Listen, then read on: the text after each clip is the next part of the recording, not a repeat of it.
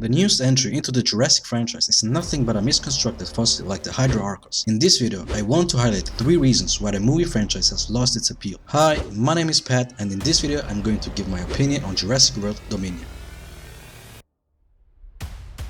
When I hear the words Jurassic Park or World, I think of dinosaurs and cutting-edge science and not Bond-esque action sequences, and herein is where the problem lies. The first movie was a unique experience, and it was neither the script nor the cinematography, CGI or practical effects that were amazing. It was all of those elements combined that created an incredible experience. The sense of awe and wonder, and the subsequent suspense and horror the movie managed to depict was really what hooked and entertained the audience. Prior to the first movie, there wasn't much that connected modern people to dinosaurs, except for skeletons and plastic models in museums and a few stop-motion or animated movies that in no way, shape or form came even close to the spectacle that is Jurassic Park. The first movie did a great job of showcasing the experience of rediscovering these forgotten creatures. That sentiment of rediscovery is further strengthened and elevated by the main characters, the paleontologist and paleobotanist played by Sam Neill and Laura Dern. These characters are an absolute delight to watch because of the passion for dinosaurs they possess. Seeing them encounter the revived dinosaurs is an absolute highlight of the movie. That scene leaves such an impression that if I ask you to hum or whistle the melody that plays during that scene, I know you can do it. That is because the audience can easily identify with their expressed joy and relate to their emotions. This in turn allows the audience to get immersed in the world and its plot. This is an element that has not just been absent from Jurassic World Dominion, but all the sequels in the franchise. While I did like the reboot Jurassic World,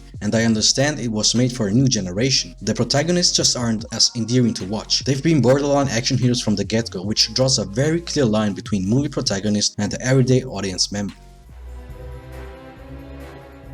Since one can't repeat a concept over and over again and expect the audience to stay interested forever, changing up the formula is necessary. This isn't a bad thing per se, but leads to another problem: the movie's original appeal getting replaced over time. Compared to the first one, the thematic in this sequel was considerably dumbed down. The moral discussion of if humans should alter the course of nature and bend it to one's whim is still part of the franchise, in a sense. That life finds a way. But a lot of the moral debate has been replaced with clear-cut black and white answers. The movie is padded with generic action sequences and ridiculous sci-fi ideas to distinguish itself from its predecessors. As much as it pains me to say this, it seemingly has been working out for them. The development of the franchise is very similar to the Fast and Furious. The F and Death franchise escalated from being about illegal street racing highway robbers to combating international cyber terrorists. But back to Jurassic World. Kudos to the producers for trying new things to keep the franchise alive. Unfortunately, there's only so much they can do with the original concept before you need to supplement it with ridiculous ideas, almost creating a what-if spin-off series as a result. What's next? Time travel? I personally think having dinosaurs roam the world alongside humans is a more interesting premise. Exploring how such an event would have impacted our infrastructure and society sounds interesting, but only on paper. If dinosaurs were modified to such an extent that they could survive in our modern environment, the moment they pose a threat to us, we just exterminate them with our superior firepower, as we have done in the past, continue to do so in the future. I could also see this idea devolve into a dinosaur PETA movie, which would not appeal to a lot of folks, me included.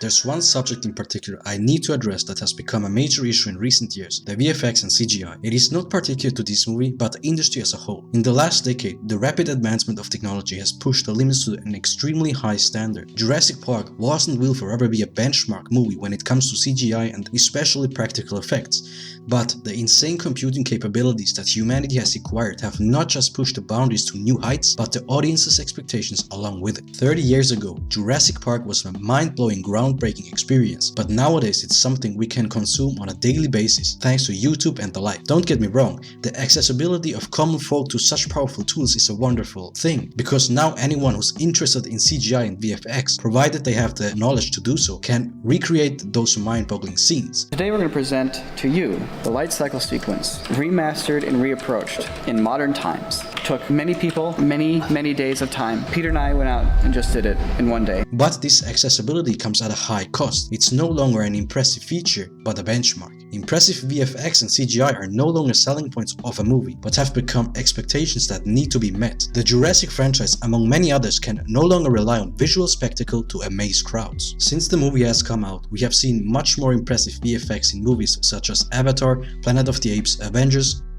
or Transformers. Optimus' transformation is still one of the most impressive things I've seen to date. It has become harder and harder for movies to visually impress these days. A good example is the Unreal Engine 5. Stunt work as we know it today might become obsolete. The Mandalorian has already put set building into jeopardy to an extent. A 10-hour dawn is extraordinary to shoot any sequence where you say, oh, this world's not quite right, let's just move it a little bit.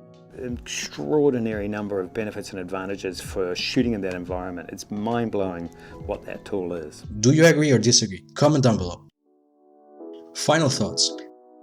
Did I like the movie? It was an okay popcorn flick. It's the third movie in a rebooted franchise and the sixth one overall. Anyone who expected this movie to reinvent the wheel should have really adjusted their expectations. I personally think the movie was too long and lost interest in it during the third act, but it was nonetheless okay. There was no point besides nostalgia to drag Laura Dern, Sam Neill and Jeff Goldblum back into the franchise. I didn't mind it, but them reprising their roles wasn't a big draw for me. While I do like the new characters, I do not care for them too much. They're there to guide the audience through the plot, and they accomplish that. The movie is not as bad as some make it out to be, it's just incredibly mediocre. If you've seen one of the sequels, you've basically seen them all. With that said, I'm curious to hear what you guys think. Please share your thoughts and opinions in the comments down below. If you liked this video, give it a thumbs up. If you didn't like it, try another one. And if you'd like to see more, subscribe to the channel. If there's something that you think needs improving on my part, I'd appreciate it if you'd let me know. Thanks for watching, and I hope to see you again.